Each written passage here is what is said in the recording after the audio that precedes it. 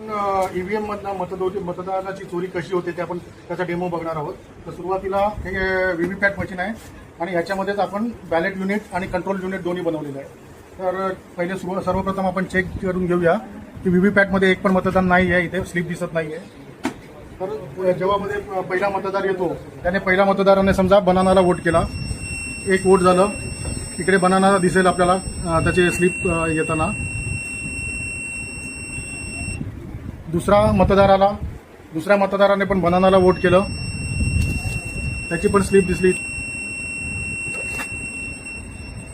तिथेच तिसरा मतदाराने वॉटरमेलनला वोट केलाय, त्याची पण स्लिप आपल्याला दिसेल व्हीव्हीपॅटमध्ये. चौथा मतदार आला, त्याने परत वॉटरमेलनला वोट केलं, त्याची पण स्लिप दिसेल आपल्याला व्हीव्हीपॅटमध्ये.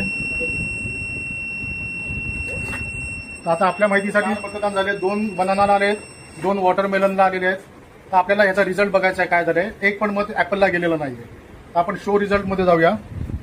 शो रिझल्टमध्ये शो काउंट करूया.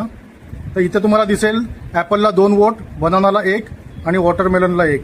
जिथं आपण ऍपलला 1 पण वोट दिलं नव्हतं तिथं 2 दाखवतात.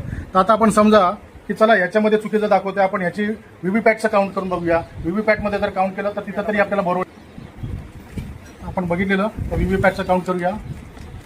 इथे ऍपलचं 1 आलं, हा ऍपलचे 2 आले, हा बनाना 1 आणि वॉटरमेलन 1. हे 4 काउंटची पण टॅली झाली आहे आणि 2 ऍपलला पण दिले. इथे ऍपल जिंकलेलं आहे. तर ही अशा प्रकारे चोरी होते.